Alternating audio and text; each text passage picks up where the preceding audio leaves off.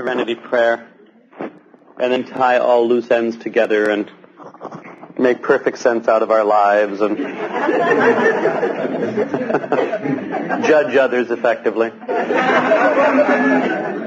God, grant me the serenity to accept the things I cannot change, the courage to change the things I can, and the wisdom to know the difference.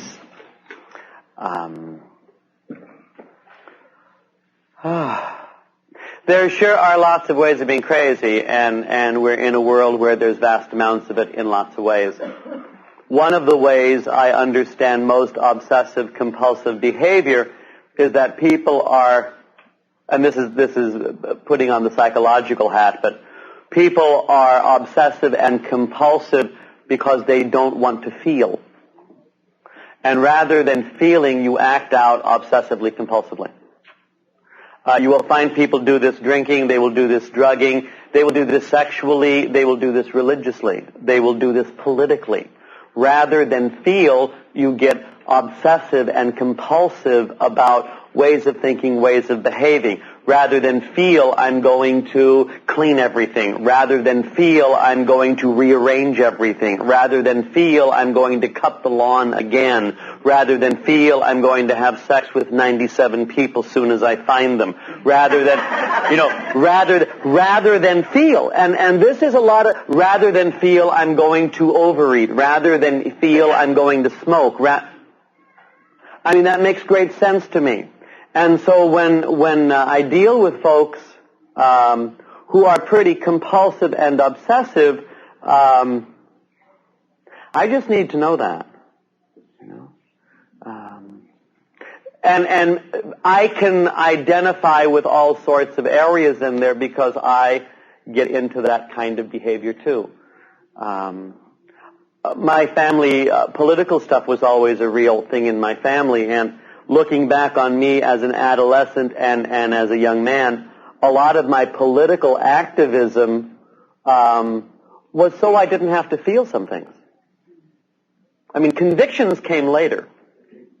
But a lot of my acting out was so I didn't have to feel some of the awkwardness and some of the insecurity. I know I bumped into somebody a while ago on a retreat, and her family is religiously crazy. They get all off on God Catholic Church stuff, and everybody, it seems to me, the family's full of rage and abuse and power, and Dad's in charge, and you cannot be loyal enough to the Pope. And the family's crazy. And to say, oh, they're a very holy family, they're not holy. They're nuts. And when they talk to any church people, they're full of suspicion. Can they trust you enough? It's paranoia. It's again, rage. But rather than be honest in their stuff, I'm sure there's a lot of grief and hurt in there down deep, but it takes the form of toxic faith, religious craziness. Lots of it. So there's sure, the compulsive, obsessive people are starting to get well when they begin to have an emotional life. The problem with emotions is they're not neat. They're not, and they're not efficient. And we're a culture that values efficiency and neatness. Now, I have no problem with efficiency and neatness. But there are some times when I'm not neat and I'm not efficient. And I have to give some permission. I have to do some self-acceptance on that. If all I was going to do was sit and feel, nothing would get done. So people who mostly feel drive me crazy too. I have one sponsee, I think, who will call and say, Tom, since we talked last, I've had 87 feelings. I'd like to talk with you about each one of them. And he's not that interesting. He's totally fascinated. Then I felt a little insecure. Then I felt so happy. I just glaze over and I do crossword puzzles.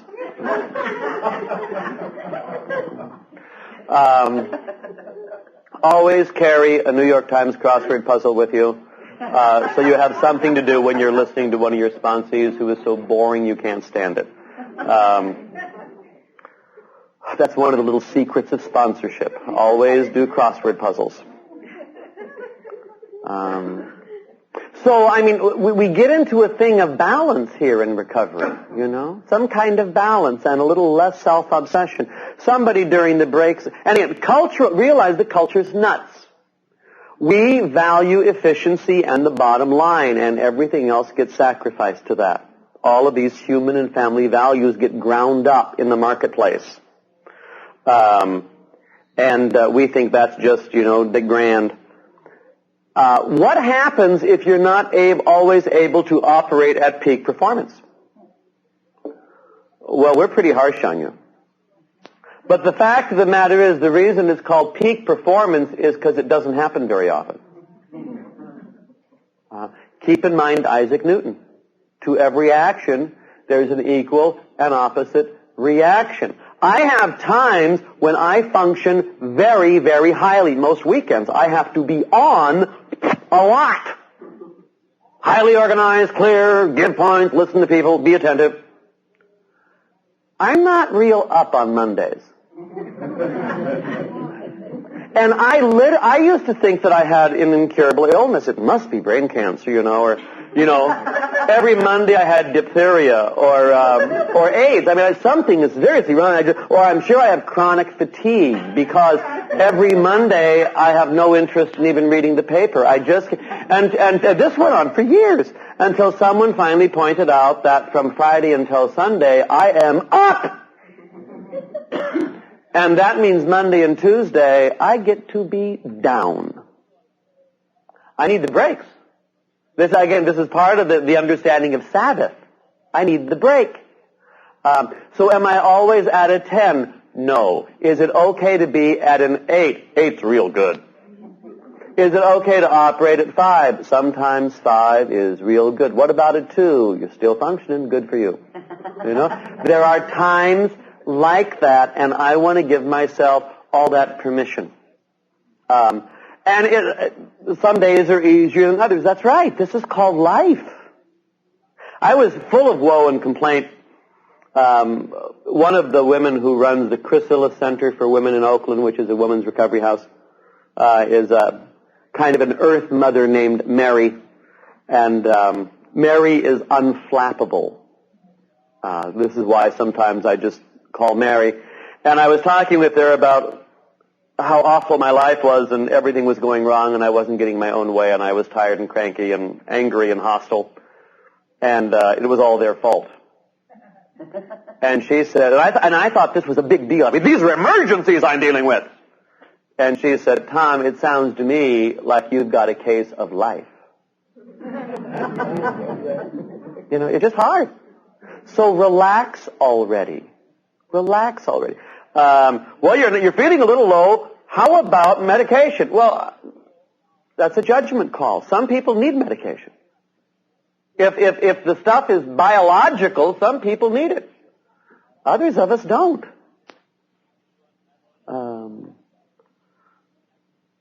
I take thyroid because mine's dead. But otherwise, you know. Part of recovery, a good ethics is based on a good biology. Part of recovery is to see a physician regularly and get a checkup, especially if you're feeling lousy. There might be something physically wrong. I mean, a lot of us who are in Al-Anon live with just a little bit of stress. And sometimes that has real physical repercussions. And I know a number of untreated Al-Anons who have simply turned over and died from the stress. We get worn out. We get exhausted. When I mentioned this thing I went through, 5 or 8 years ago, talking to my sponsor, you know, and who said don't put a Band-Aid on it. One of the pieces of footwork I did is I got a physical. And you got a little feedback. And he said, oh, you're fine physically. You know, anything going on otherwise? Oh, you know. taking the Reagan presidency a little seriously. A little personally, you know. And he said, well, there's medication. And I said, well, let's talk about that. And we had a conversation, and I decided no. But we talked about it. And if I was profoundly depressed and wasn't washing or leaving my room for 6 months in a row, I'd want to be on it to get me to a place where I rediscovered hygiene. Anyway. Seems to me. Now, this is, I mean, and I give myself permission. Sometimes I function real well, sometimes I don't function real well. The holidays are real stressful for lots of us, especially in Al-Anon with family craziness up.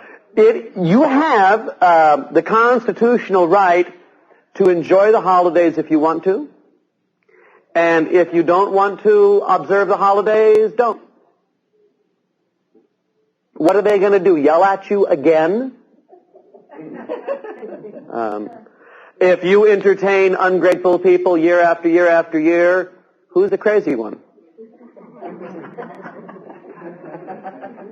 I want you to know that on Christmas Day and New Year's Day, movie houses are full of people from crazy families.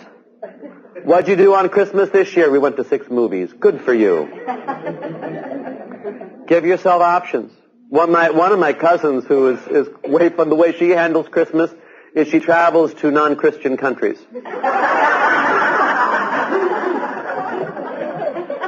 Where she doesn't have to put up with that crap from anyone, is the way she explains it. Little hostility there. But she looks forward to the holidays now, you know, because she goes to places where but we get to make choices as grown-ups. And in the last hour or two, I talked about how, you know, there are problems other than alcohol with women and men we love, and that's important to know. That's also true for us. Also, healing for the addict and alcoholic is a slow process. You know, and just know that. Know that. And frequently it's a spiral process, and frequently it's 2 steps forward and sometimes 12 steps back. And then, you know, a little burgle of health. If they're suddenly perking up and looking like grown-ups, don't take it personally. If they're suddenly acting out like 9-year-olds, don't take it personally. Let them be. I know for me, after I started waking up off the chemicals, it was as if I had no skin on. I had no defenses. Because, see, booze was my defense. And then I started waking up, and where some of us, you know, are depressed and alcoholic, some of us are filled up with rage and alcoholic. And that's very difficult to live with. I know I went back to the classroom, and probably my hardest year in my sobriety, and it did lead me to Al-Anon, was my first year back in the classroom. I had no skills for dealing with the stresses other than booze and dope.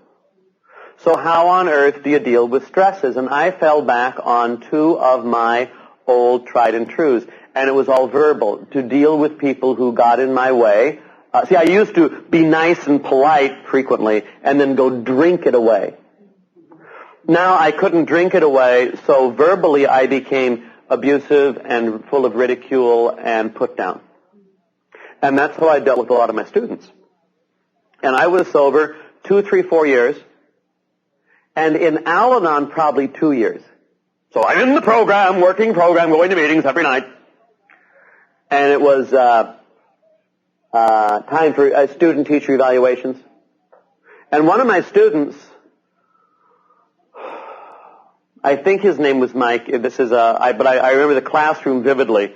And we were kind of doing some, how was the class, you know. And these were seniors, so these were people who were almost on the verge of humanity. You know, grown-up moments in public. This one young man turned to me and he said, "Father, you have a way of making people feel real small." Well, that was the ridicule, the sarcasm, that was the tool I was using to deal with stress, deal with stressful people. And I have had to learn other ways of dealing with stress. And the point is, it just takes a long time. And my great teacher is pain. I remember that scene with that young man vividly. Now, I can't remember his face, and I don't remember his name. But I remember what he said, because what he said was the truth. And I had to just kind of realize I need to learn in recovery a whole new way of dealing with things. I really have to learn how to handle the tremendous stress, because the stress isn't going to go away. Not on this planet, not in this century. So what can I do? Well, I had better find some tools to use. And a big one is self-acceptance. When I give myself permission to be me as I am, it's a relief. Instead of let's try harder to be different, to please these people you'll never see again. Or please certain relatives. They've never been pleased with you. It has nothing to do with you. They're crazy. So what should I do? Well, and if you quote me on this, I will deny it. I don't return some phone calls. Now, some fall through the cracks. I mean, I would have returned the phone call, except I wrote the number down wrong. I mean, that happens. You need to know this. I am a little dyslexic when it comes to writing numbers, and regularly I reverse numbers when I write them down. I mean, what a flaw! Yeah, I've had it for years. It's not going to go away. So some people call, I write the number down wrong, and I don't get back to them. I have one relative I don't call back, and I have the number, and it's right. And that's because there's nothing there but misery, and there's nothing I can do about it. What do I do with this relative? I send an occasional friendly postcard. That way I don't have to hear the voice back that will find fault with the postcard, you know. But I make a little bit of contact. But I avoid the messy situation. And I do this as a grown-up. I used to listen to this person for hours. Life is too short. And I simply don't have time. And what's also true is no one does. God does. We turn a lot of things over to the care of God because God has the time and the skill and the ability and the wisdom to work this out. That's a big turning it over. As Alan says in one of the meetings I go to, the reason step 3 follows step 2 is because sane people turn it over instead of trying to solve it ourselves over and over and over and over again. And some things just don't get solved. Not in this life, seems like. I mean, it's easy to see far away. You look at, like, the Northern Ireland mess, you know, which is a mess, has been for centuries. Peace accord signed. Okay, we're going to stop shooting each other's children. And then one group says, yeah, but we want to march through your part of town and rub your face in the dirt, reminding you that we beat the shit out of you 300 years ago. We want to do that one more time. It's our right. And the other group says, if you do that, we'll shoot you. But it's our right. Now let's talk about the peace accords. What does it take to get people to realize that behavior makes people crazy and some behavior can change? You know? Stop the marches. Just stop the marches. Stop reveling in the past and get to the present. Well, then we'd lose who we were. What's the loss? You know, when identity is all wrapped up in resentment and rage and power, it's a time to change. seems to me. Letting go of all those awful resentments. Now, I can't do anything about them. I can't do anything about a lot of things. The world's a mess. But there are some things I can change. And again, this is the Al-Anon focus. What can I change? And so I want to end up this morning by talking about little victories. Little victories. There are some things I can do. And frequently they look totally insignificant. However, they're victories. In my own, and again, it's my stuff, so adapt as you need. One of my abilities for years has been commenting on, particularly my mom. When my mom would say something that was really politically ridiculous, I would try to point that out. See, I thought this added to the family dialogue.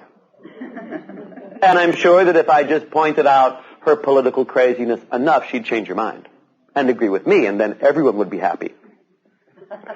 I did this for years.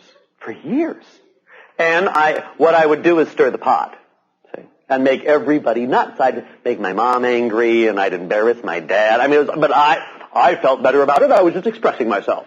I was being a jerk. So one night after I'd been going to Al-Anon for about 7 years, my mom said something ridiculous. And I noticed it was ridiculous. And I noticed, and this was a graced moment, I had the choice of pointing it out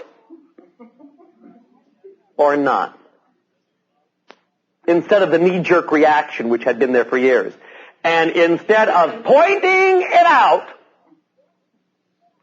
I kept my big mouth shut. Since that time, we have gotten along better. It's a little tiny victory. A little tiny victory. When my dad was declared terminal, and I got to spend nights with him. I don't have a family to take care of. I mean, I could be there. And in a variety of ways, I opted out of the family craziness in various ways. I mean, I ran as far as I could, you know. So this was a chance to do some participation. And I was able to do it thanks to the program. But there's craziness going on too. Anyway, he's declared terminal. He's 91. He's been frail for a couple of years. We all decide no unnecessary measures. We had not even talked about that before, but it was just the very clear thought, you know. So lunch comes, and I'm there, and I'm real I mean, I've had stuff with my dad too, you know. I mean, who hasn't had stuff with parents? And my parents are in there, and you know, I'm almost 50, and I don't know what to do, and I'm feeling like I'm 9.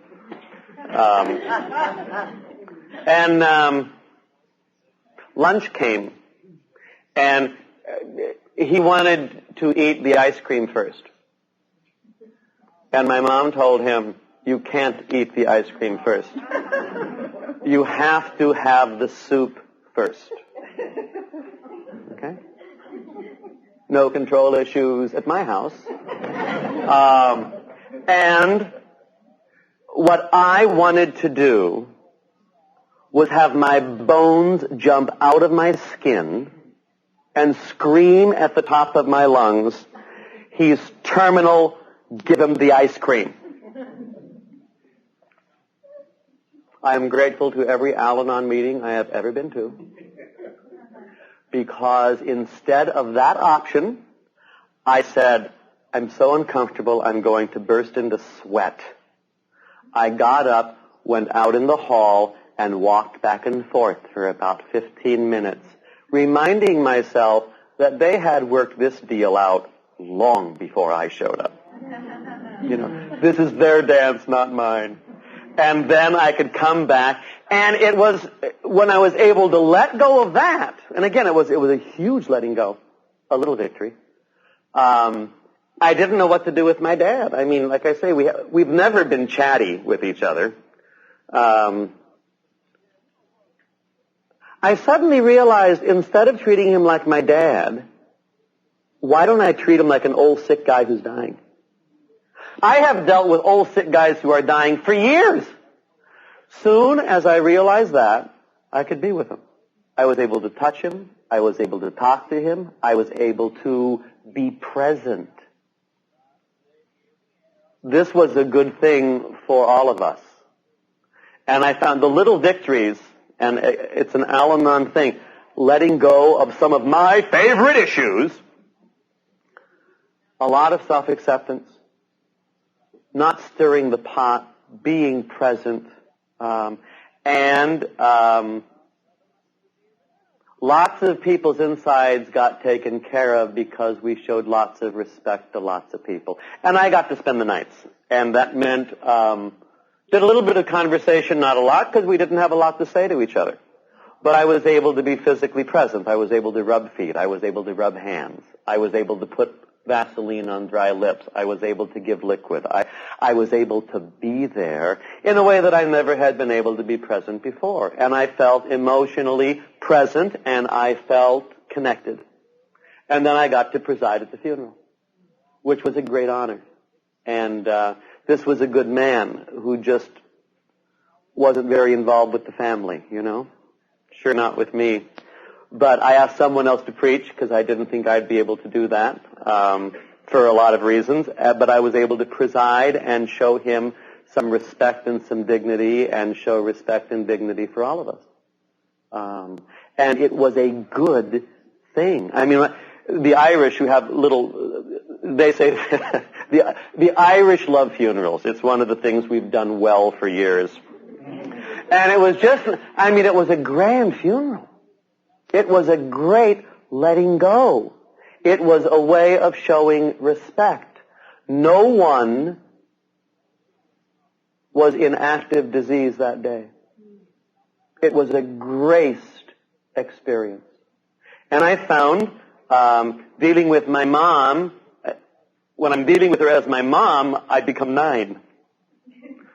When I remember that this is a lady who's just lost her husband, I'm very present. That's what I have to remember in my head. Because otherwise I revert to type and start getting critical and awful and, you know. So little victories. Little victories at home. I live in a neighborhood that has a lot of craziness. And one of the things I do for my own sake and to perk up the neighborhood is I have a front yard. I plant things. I grow things. And it's really nice sometimes, and there's these really awful apartment buildings. I mean, some apartment buildings are wonderful. These are awful. To see people who are clearly in trouble, burdened, walking by and suddenly noticing the yard and going, oh, that's a great victory.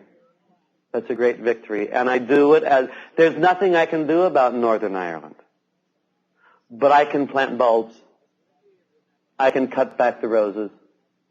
You know, I can do these kinds of things in the yard. I can also pick up the trash. People litter. Not while I'm watching, but but they litter. I get that pre-Al-Anon tone of voice in talking to certain persons. One of the slogans that I've seen on bumper stickers is to think globally and act locally. I think that's a good suggestion. I want to pay attention to the world. I want to know what's going on. I want to see the ups and downs. I want to participate. But as far as my behavior goes, I've got to throw that into a local place. My home group meeting, the neighborhood I live in, you know, the area I live in, me. That's where I can put my attention. Just sitting bemoaning the fact that it's awful over there doesn't help anybody.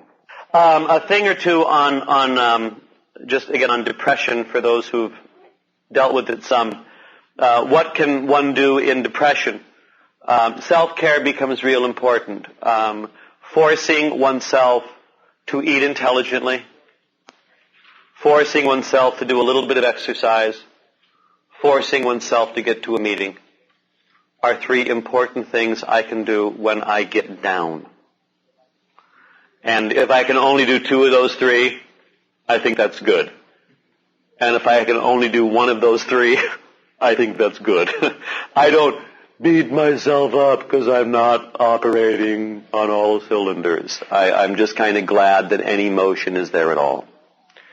But when I can take care of those, I'm in a pretty good place. What else do I know? Accepting limitations is a great freedom.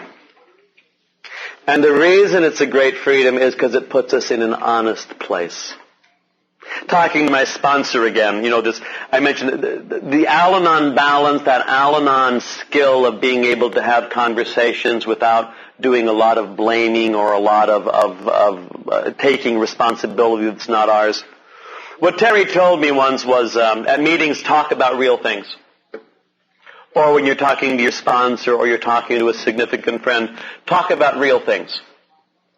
And when you're talking about real things, the things that are plus, that are minus, but they're real, they're inside here.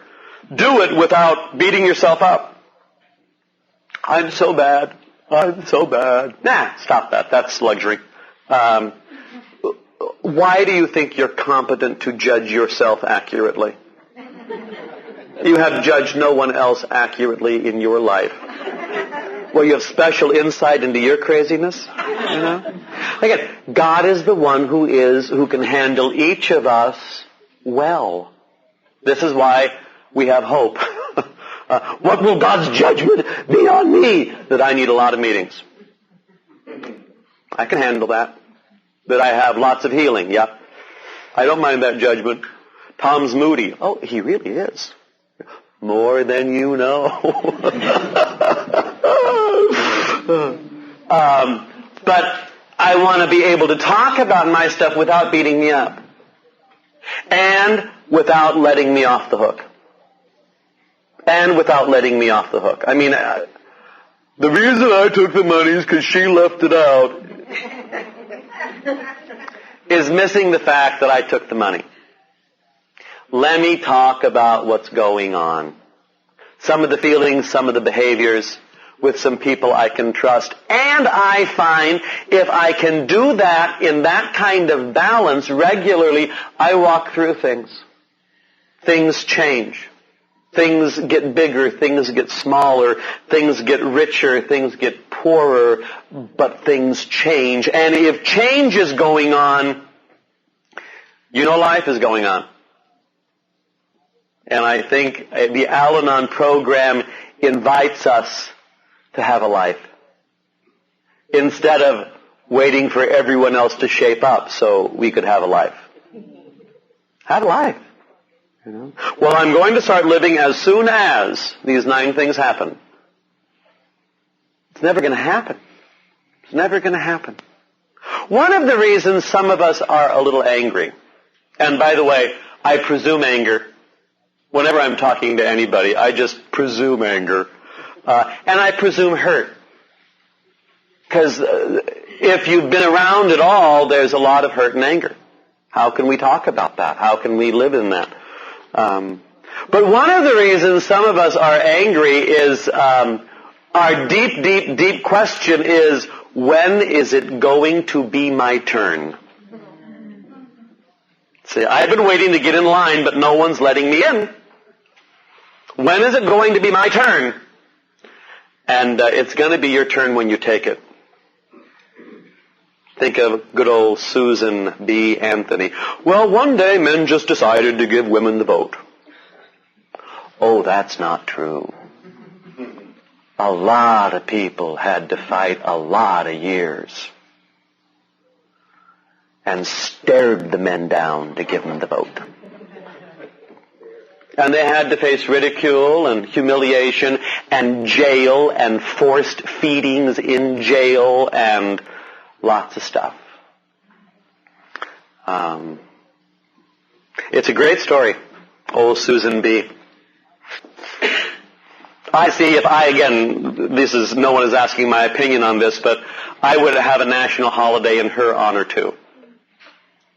as one of the three great Americans, or I guess four: Lincoln, Washington, Martin Luther King Jr., and Susan B. Anthony. Talk about significantly changing the lives of lots of people. Oh well. One more cause. And I like them. But it's the little victories. Sometimes our expectations are so high. Well, I want the whole family to change. Well, that might not happen. You know, that might not happen. Lois had to do a lot to cope with a difficult living situation. In this book, again, The Soul of Sponsorship, there's a little introduction. Bill's depressed. It's 1940. He's almost ready to meet Father Dowling, and this is what it says. That night, a cold, damp November night in 1940, Bill W., co-founder of AA, had gone to bed. His feet were hanging over the end of the bed, which nearly filled the small room he and his wife Lois had rented on the second floor of the 24th Street AA Club in New York City. He's been sober 5 or 6 years. They have rented a room in the back of the AA clubhouse. And she stayed with them. I mean, this is... 2 orange crates with curtains served as their dresser. Hooks on the wall held their clothes. Lois supported them with her job at a department store. She worked at Macy's. She's the one that had the check that came in that paid the bills. This is high stress. Now, the next line, though, I think is profoundly hopeful. It reads, that night, she was out somewhere.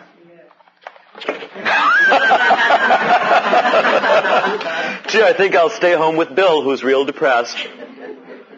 Or go bowling, or go to a movie, or walk. That night, she was out somewhere. She was taken care of. She may have been talking to someone who made her laugh. Instead of Bill, who was, well, here he says, Lois, that night she was out somewhere.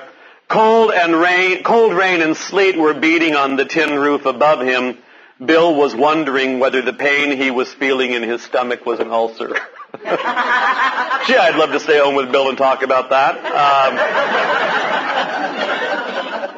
Lois had the common sense to have a life.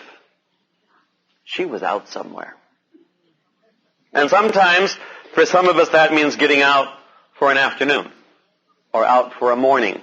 And if you know someone in high stress, and we've done this with people who've had chronic illness and dealing with people sick with AIDS and so forth, and the caregivers are, what can you do? Sometimes it's saying, listen, Fred, I'll take care of things. Why don't you take the afternoon off?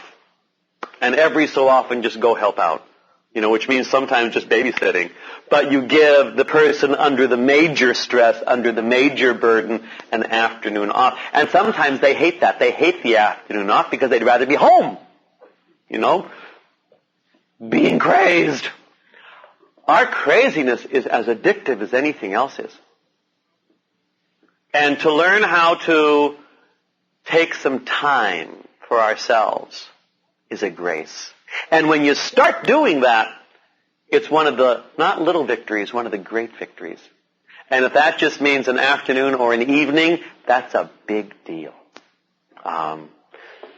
Because many of us need all the strength we can get, and there are places to get that strength. And we have to know where to go, and as grown-ups, get there. One of the poems that I've always thought had a lot to do with our journey is written by an American poet named Mary Oliver, and it's called The Journey. And she describes the process real nicely. And here's what she writes. This is in her book of poems called New and Selected Poems by Mary Oliver, the winner of the Pulitzer Prize. This was a few years ago, Pulitzer Prize for poetry. I'm not a big poetry reader, actually. I'm too speedy. And like I say, my bedtime reading is usually horrific serial killers. Always makes me relax and puts me right to sleep. There's been a lot of dismemberment and police involved. But I force myself to read some poetry because you have to do it slowly. And if your insides are like mine, you have to read it 2 or 3 or 4 or 5 times to get it. And that's countercultural.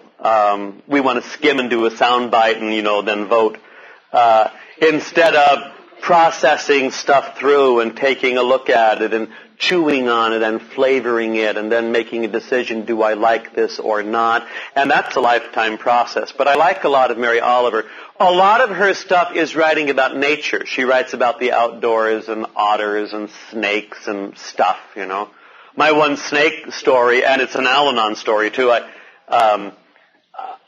last May, I guess, I got to go to central Mississippi and did an Al-Anon weekend there, which was a great privilege. And I've done that a couple of times. And one of the very prominent Al-Anon persons in that part of Mississippi is a fellow named Skip. And Skip is a potter. He is a craftsman. He is an artist. He makes wonderful things with his hands. And he's born and bred in Mississippi his whole life and has never lived anywhere else. So he likes all that, And Mississippi by that I mean it's a very rural state, and it's forests and people hunt and they really do shoot squirrels. I mean, it's just amazing, and eat them. I mean, this is shocking to me. And the first time I went to Mississippi, I was a little anxious and trying to be on my best behavior, and I remember noticing. I mean, there was a little lake, and there were swampy territories, and there were little rivers, and it was marshy all over the place. And I asked one of them, "Gee, do you have a lot of wildlife?" Well, it's a big hunting state. They have wildlife all over the place. They've got deer, and they've got possum, and they've got skunk, and they've got otter, and they have a lot of stuff in Mississippi. And a lot of fish and and catfish and all those things. So, do you have a lot of animals? Yes. And then I said, do you have snakes? And they said, oh, we have all kinds of snakes.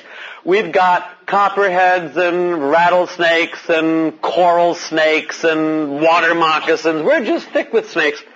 And I said, well, where do all these little snakies live? And they said, wherever there's water. Which meant I was surrounded. That night, I stayed on the paths and in my room. That night, Skip said there was an alligator in the lake and I should come and see it. And I was such a snob. I couldn't do it. Now, I'm better. I would go and look at it now. But this was like 5 years ago and I was thinking, alligator, give me a break. This sounds like he wants me to participate in a National Geographic shoot. I'm a city kid. I'm sophisticated. Leave me alone. So consequently, I didn't go see the alligator, So it was my loss because I was stupid, but I'm capable of losing from stupidity. So I was talking using images that I thought these Mississippi people would understand. And I talked about anger, and I referred to someone as being as mean as a snake. See? So Skip comes up to me afterwards, and he says, snakes aren't mean if you leave them alone.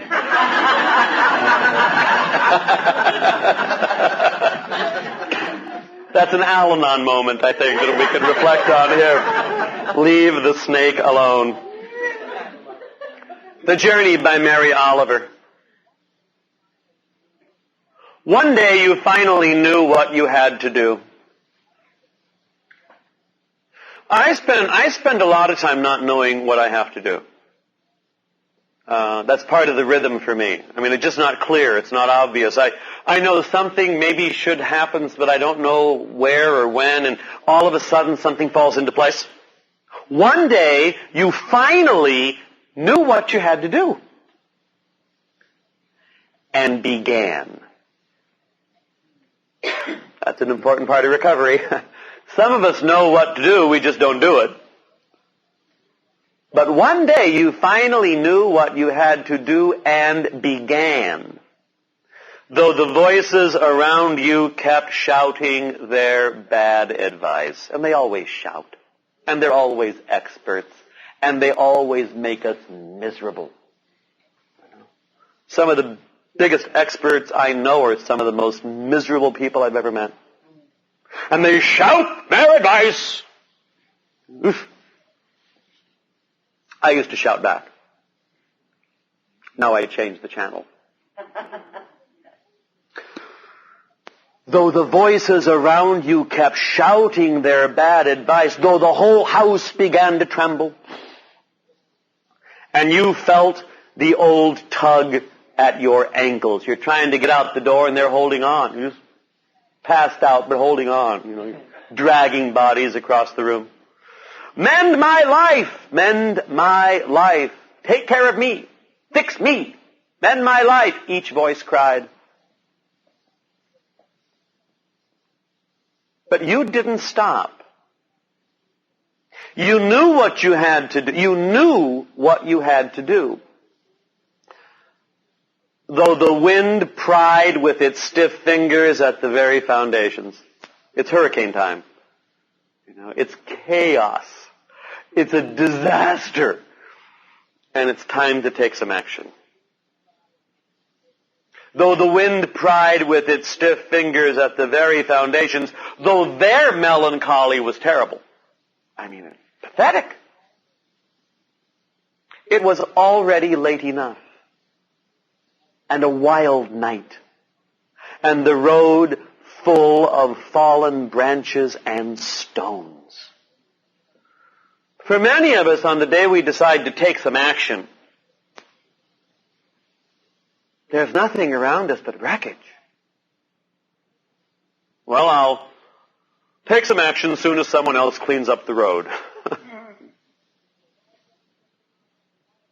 It was already late enough and a wild night and the road full of fallen branches and stones, but little by little, as you left their voices behind,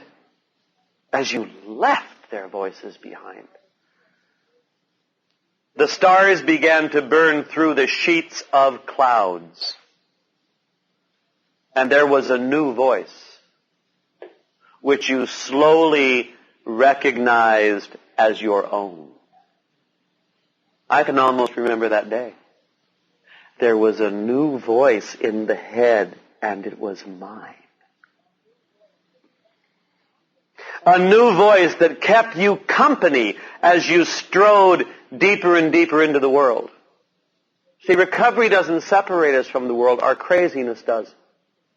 Recovery helps us get deeper and deeper into the world, into life.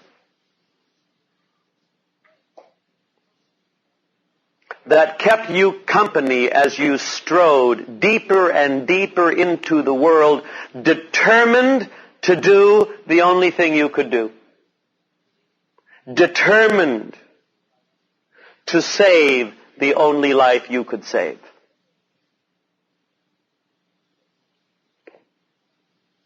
Yours. And then it's amazing who follows.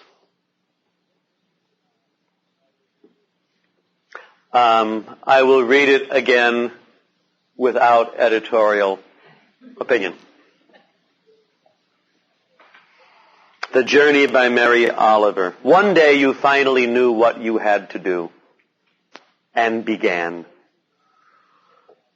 Though the voices around you kept shouting their bad advice, though the whole house began to tremble, and you felt the old tug at your ankles, mend my life, each voice cried, but you didn't stop.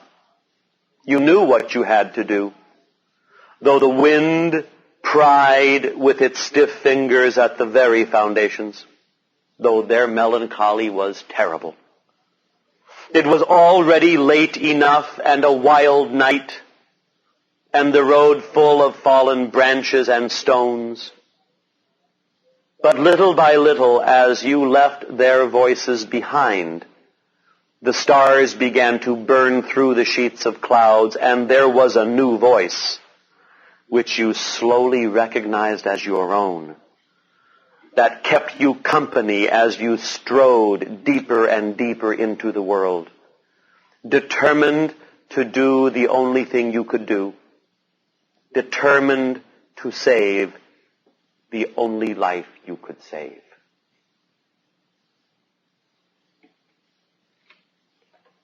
We could probably read that at meetings. But fights would break out because it's not program approved, you know. But the instincts are sure real. So, self-acceptance, self-care, learning how to be of loving service to each other in ways that don't harm people are important parts. Letting God work, God who sows seed, God who is patient, God who has skills, God who seeks us out friendly. I was thinking, you know, that notion, I mentioned the parable yesterday about the shepherd looking for the lost sheep or the woman looking for the coin. Sometimes the impression given that the lost sheep and the coin are bad. They got lost after all. You know, bad coin, bad sheep. And some of us, when we think, well, God is looking us because we're bad, you know, and that's not what it's about. The reason the shepherd looks for the lost sheep and the woman looks for the coin is because they're valuable. They're valuable. And the reason God seeks us is because we are valuable. We are treasures. We are that which God loves. So it's not scary being found by someone who treasures you. And that's real true as we even discover ourselves, you know, discover who we are and how we're put together. Rumi, I'll end with him, one of the lines of his poetry. He says, where there is ruin, R-U-I-N, where there is ruin, there may be treasure. There may be treasure. As many of us begin recovery in Al-Anon, what we see is ruin. Either we're the ruin or they're the ruin or someone else, but it's none. I don't know of anybody who joined Al-Anon because they were really happy people. Gee, I'm so happy I think I'll join Al-Anon. Most of us come in with a lot of numbness and exhaustion and pain. With some work, with some steps, with some people, we discover treasure. And the treasure is us. We're the treasure. If this is a room full of treasure, and you're here, you're treasure too. So just keep that in mind. And why don't we end our weekend together? Lunch is in a while. There's a bit of a delay on lunch. I'm sure that's for very important reasons.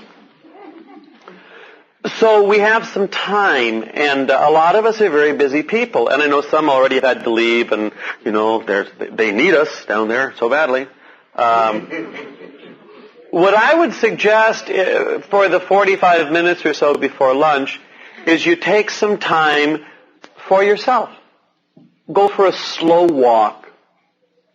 If you haven't been in the back property yet up the hill, walk up.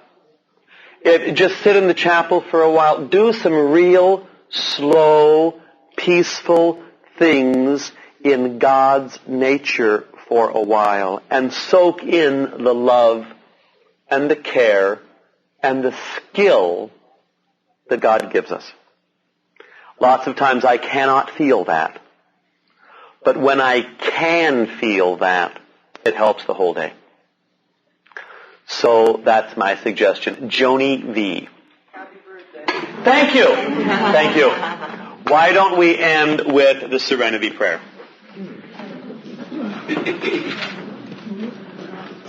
God, grant me the serenity to accept the things I cannot change, the courage to change the things I can, and the wisdom to know the difference.